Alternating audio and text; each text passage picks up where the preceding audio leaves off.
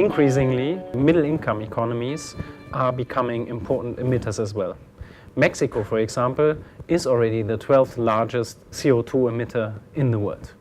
The possible trade-offs between economic development and climate mitigation are an important issue for many emerging economies.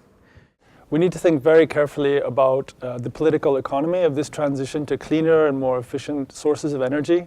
And we need to think about how we engage with those stakeholders of the future, those economic forces and political forces that will take these reforms forward.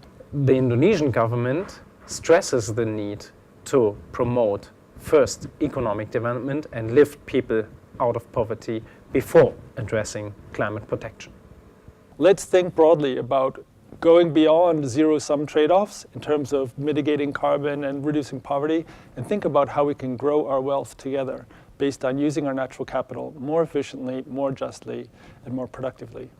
To contribute to climate protection, developing countries need to transform their energy systems.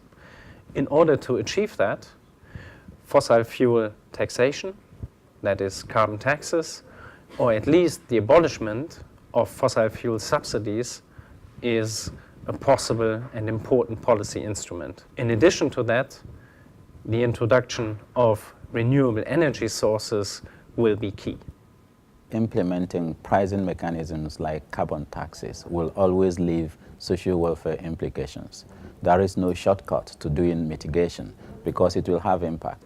In a country with an energy system that relies heavily on fossil fuels, as for example South Africa, the introduction of carbon taxes will lead to significant increases in the prices of electricity, but also of energy-intensive goods.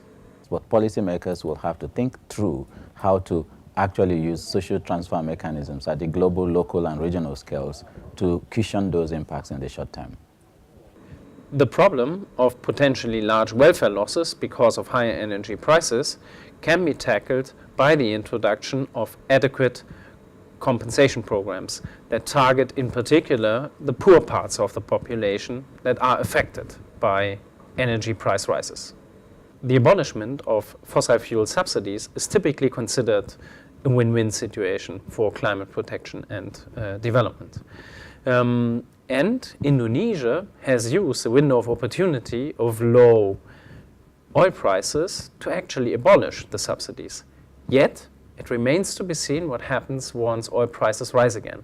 But the Indonesian government today has a system in place of social transfers that may in principle be used to compensate potential users of such a future oil price rise.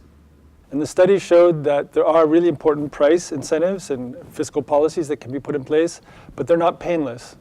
They need to be thought out carefully, and learning from the experience of these 4 countries has been hugely important.